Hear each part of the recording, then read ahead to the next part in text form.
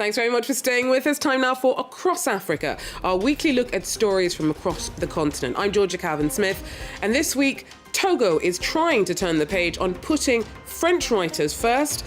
A growing movement is demanding that the country's rich heritage be better reflected in classes with more focus on works by local authors. Also, for the first time, Paris gets to host the phenomenal work of Senegalese photographer Adama Sylla. His decades of work capture shifting eras in his hometown of St. Louis. And a Rwandan refugee excites the African fashion circuit with his collection that draws on trauma and tradition. Nyambo Masamora wows at South Africa's Fashion Week. But first, there's a growing push in Togo for the country's rich linguistic and cultural heritage to be better reflected in courses and classes. Until just a couple of years ago, French works dominated the curriculum with few African classics on offer.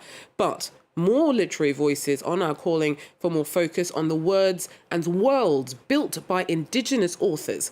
Our correspondents have the story.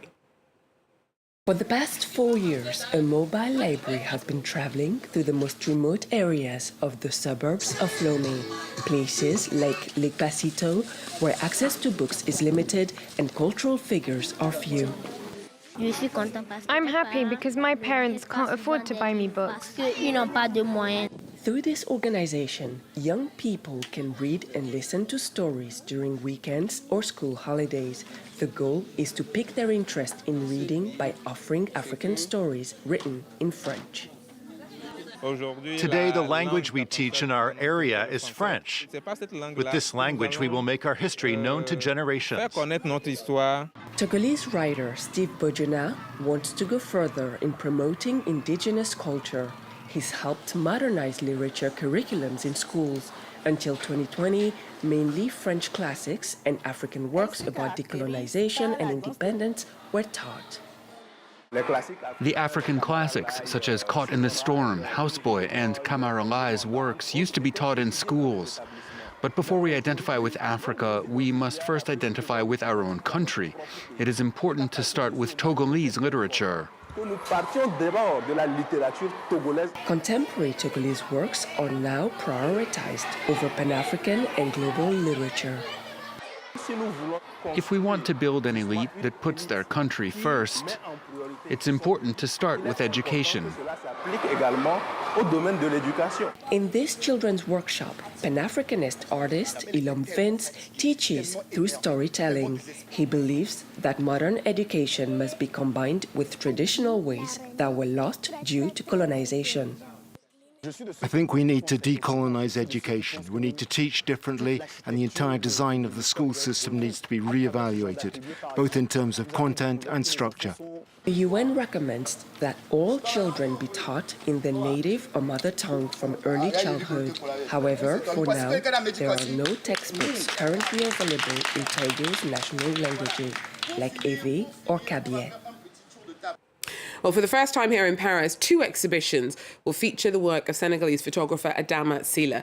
He's been documenting life and change in his hometown of St. Louis for more than half a century. Our team went to meet him. At his family home, Adama Sylla is busy signing prints that will go on display in Paris. There are a variety of works, studio portraits, street shots, and pictures from special events and ceremonies. Adama Sylla captured the essence of St. Louis for more than 50 years. I was in demand all over St. Louis. I currently have more than 40,000 photos in this workshop. It's thanks to photography that I was able to build this house. Adama Sylla was more than the average studio photographer. He pushed boundaries and developed his own unique style, which impressed the curators of the Paris exhibitions. What I find extremely interesting is the relentlessness and intensity of his work. You can see it in the shapes and in the colours.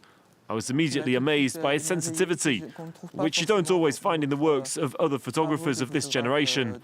He passed under the radar for too long. Adama Sylla is highly respected in St. Louis, but is little known beyond the city. He is originally from Guenda, a neighbourhood cut off on a peninsula between the sea and the river. He opened a photography studio here in 1995, much to the delight of local residents. The boss? Yeah, I know him well. Back then, when he lived in the neighborhood, he took photos of all of us. His studio was full every time there was an event. When everything else is gone, the photos will stay behind. I'm happy with my success in a field that is truly important and necessary in life. Adama Sylla hasn't put down the camera just yet. He's currently focused on documenting the coastal erosion blighting his community. In one Cape Town township, one collective is trying to help more young girls get back in the saddle with cycling. The all-female team completed its first race earlier this year, and some of its members are now even contemplating taking up the sport professionally. Only a year ago, most of these teenagers didn't know how to ride a bike. Now they're competing in the Cape Town Cycle Tour, a 42-kilometer race around the South African city. As they cross the finish line, the young contestants hug their mentors from the Culture Cycle Collective, who helped them prepare their first major cycling event.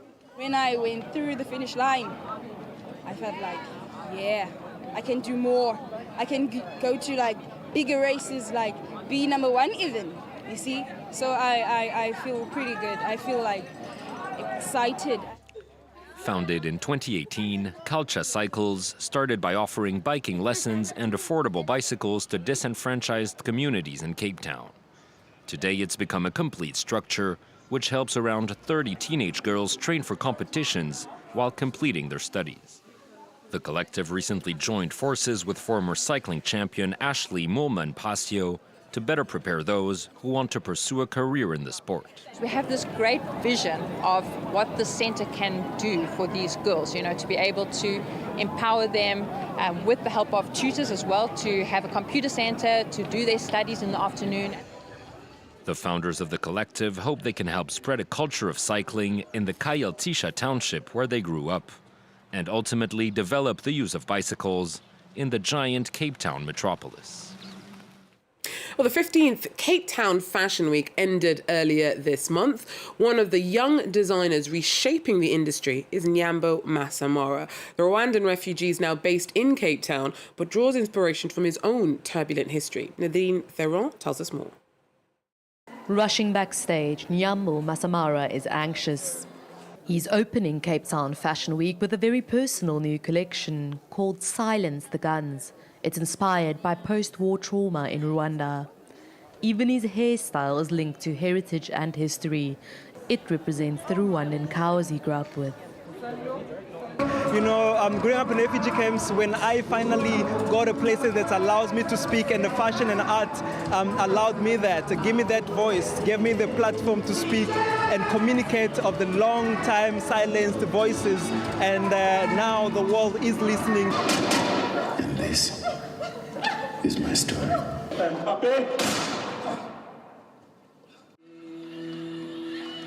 His label, Masamara, means something from nothing. After fleeing the war in 1994, Nyambo lived in refugee camps in the DRC, Uganda and Burundi, ending up in South Africa at the age of 12, where he became a tailor. He's now being hailed as the hottest young talent on the scene.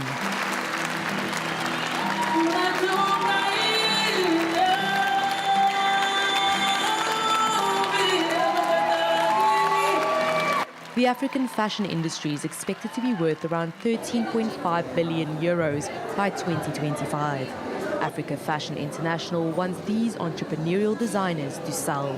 It's not just about the runway, it's also about saying, hey, here's these garments, but done beautifully with amazing craftsmanship, and you can get them immediately. Pop-up stores at the event allow customers to buy straight from the runway. Masamara will be showing in Geneva in May, and his clothes are already available online in Europe. And Beninese superstar and 5-time Grammy winner Angelique Kidjo was jointly awarded one of Europe's top music prizes. The Polar Music Prize is the industry's equivalent to the Nobel Prize and has been won in the past by other greats like Sir Paul McCartney and Dizzy Gillespie. Throughout her career, Kidjo's tackled the importance of looking after the environment, including with one of her greatest hits, the 1994 release Agolo. Speaking to France 24 after her Polar Music win, she said that recognition at this level still helped drive her determination to fulfill a responsibility to the planet. When I wrote the song in 1993, I was pregnant.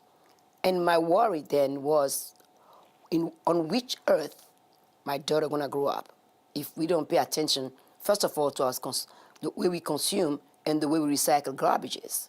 That was the purpose of Agolo, because I start questioning myself in the way that if the garbage is always full when the garbage people comes around. What can I do to diminish that, to keep my garbage not full for at least 2 weeks? That was my thinking then. In 2022, it's no longer about talking anymore, it's about action. Because we are seeing the glacier, melting.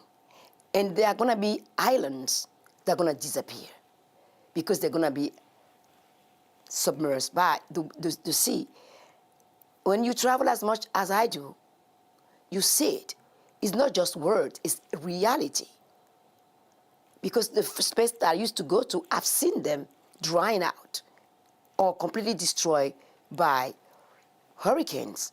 So how do you stay a human being knowing that other human beings are being impacted by climate change and you stay quiet? We all have responsibility to do something about it. Wise words there by Angelique Kidjo. And of course, we'll have to let her play us out. Thanks for joining us for Across Africa. Join us again when you can. Take care.